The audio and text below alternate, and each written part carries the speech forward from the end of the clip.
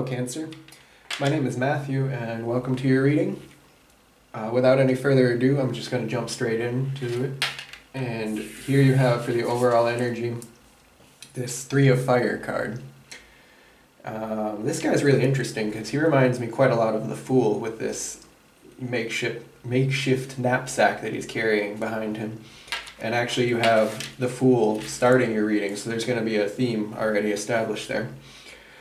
And though this card specifically, though, has a more of a flavor of talking about in the beginning of a journey or travels. Okay, this is a general reading, so this could apply in a couple different ways depending on your situation. So you can see how it fits personally for you. But this could be like specifically wanting to travel somewhere else physically. Or, and I'm leaning more for the majority of the people tuning into this, I think it's going to be more about, though, the beginning of a creative project, endeavor, or a business that uses your unique creative abilities. And this card is specifically talking about, at the beginning of that process, when you're getting started, that the kind of sacrifices that you have to make. And are you going on your own unique path, or are you really just like following on the path of somebody that came before you? Like how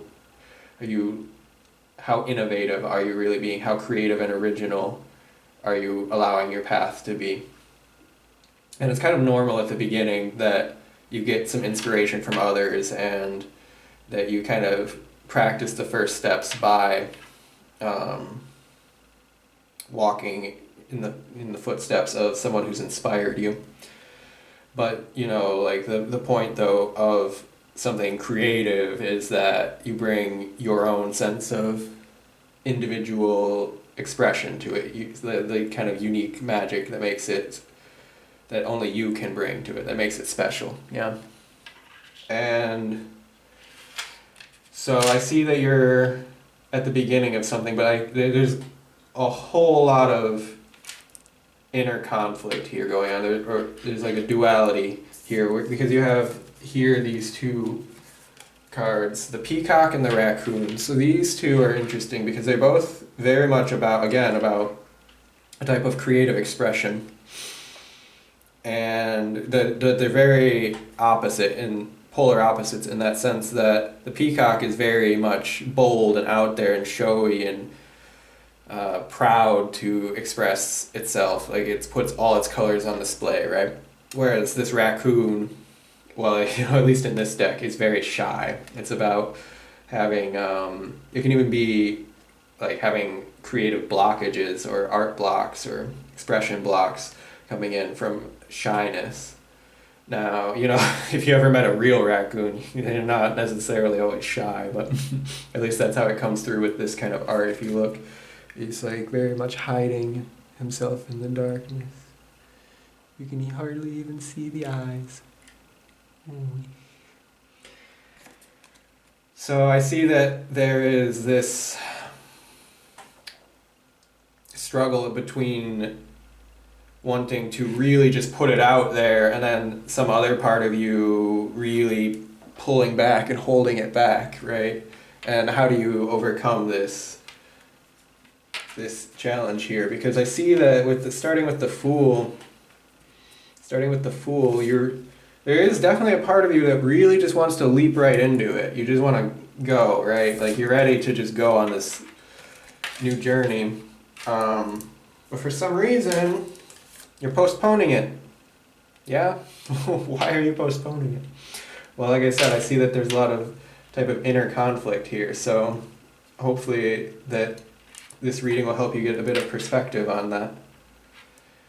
And what it looks like to me, though, is that it's coming from this sense of that you're taking on, considering really importantly the opinions of other people, and how that making this new leap would affect the people that are close to you, that you care about. So, this can also be like, if you're trying to start a new business, like how's that going to affect your family, right? That's a really big practical consideration that could really, just one example, that could really cause that tension and that blockage. And I can see though that must be something that's very important to you, because I see here in these next two cards that it's really like you're really kind of stuck in this middle point, and it's like, which way do you go? Do you it's like you want to leap, but it's like how do you let go, like with hands first or feet first, right? Because there's not really any good way to do it or any better way to do it. You just have to, at some point, if you're gonna leap, you just leap, right? But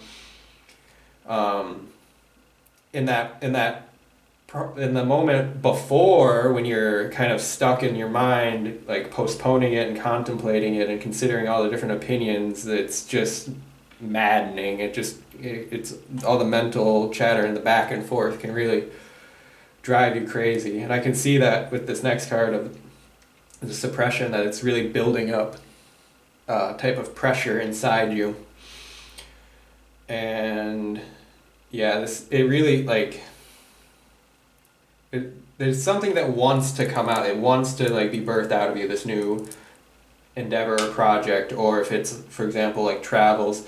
This can also be, if you're viewing this at the current time, around the current time when it's been recorded, this can also be if you're wanting to physically travel somewhere that it's not really necessarily possible at the moment because of the suppressions of the current situation with the COVID-19 lockdowns and all of that. But that's just a bit of a tangential side message. And yeah, so how do you overcome this, right? So that it seems like if you're taking a lot of influence and considering how it's going to affect everyone else, right, that the best thing you can really do for yourself is to take a step back, take some silent time to yourself and reflect on it, and try and like listen into the voice of your inner child. And what does that most free and innocent, joyful and creative part of you want to express? Because it seems like you're locking it up. You're not letting it have the full reign and freedom that it needs to begin this new project. And there could be really valid practical reasons why that you're doing that. So, there's no shame or judgment or anything about that coming from me here, but I just want you to consider more deeply, take a step back from all the pressures that are around you from your external life and the uncertainties of it, and consider what's really best for you primarily. Like, it's great to consider, it's a very emotionally intelligent and wise thing to do, to consider how do your choices and decisions affect everyone else around you. Like, there's not, like, that's an important thing to do, of course, but it's also about how you're prioritizing that. Are you shoving your own self down, like completely at the expense of everyone else? Because I see with this card here, right, the sharing, that it's just so natural for you, that you are so giving in your nature, and it's a very Cancerian thing to do, that you use your light and your gifts and all that you create in this world. You're so willing to use it for the benefit of others. Like, you're so giving for others, and which is it's really a wonderful trait. I'm not criticizing it in any kind of way. I'm just asking you well, I'm channeling a message on behalf of your own self and your own inner child that's asking you to really just like slow down, take a step back, and think about it more from a perspective which is prioritizing your own self. Make like, yeah, where's the word I was gonna say? Yeah, make your own self and your own needs the highest priority, and you can still factor in everything else and make a practical choice which includes everyone else. But it just might not be the most natural thing for you to do, to put your own needs as the highest priority, is I guess what I'm trying to say. And it's a lesson that you're learning here, because the longer that you delay this is something really important to you for your soul's expression, the reason why you're even incarnated here. And the more that you suppress it, the more mental and postpone, and it's just going to cause you more anguish, right? And then also it's denying the world of this kind of unique expression of yourself, which we don't want. We all want to see you shine in your fullest light. And paradoxically, it's like through that process, like where you do prioritize yourself, and that you will be able to share even more, generate even more to be sharing with others, to take care of others, if you take the steps back to prioritize yourself first for a little while. And the good thing is, though, I see that you are, in the end, you're going to come to a point where you find the courage to do this. You will. Yeah. And you will bloom. You're going to flower, right? You're going to come fully into your expression, and this project, the little seeds of this project will grow. You just have to take good care of them and take good care of yourself. Yeah. And I see that you're doing it. It's just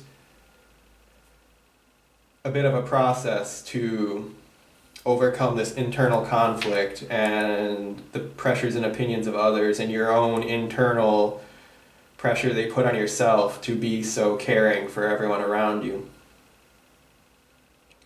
Just know, though, that like by prioritizing yourself and putting more energy into this new beginning, this new direction that you want to go in, you will, in the long run, be able to be a more fulfilled and happy person with more to share, to take care of the people that you love. Okay? So I think that's all. That's where I'm going to leave your message here, Cancer. And if you benefited from this, please give the video a like. And if you would like to book a personal reading with me, you can find the info for that in the description box below. And I'm just going to leave it here for now. So thank you, and bye-bye.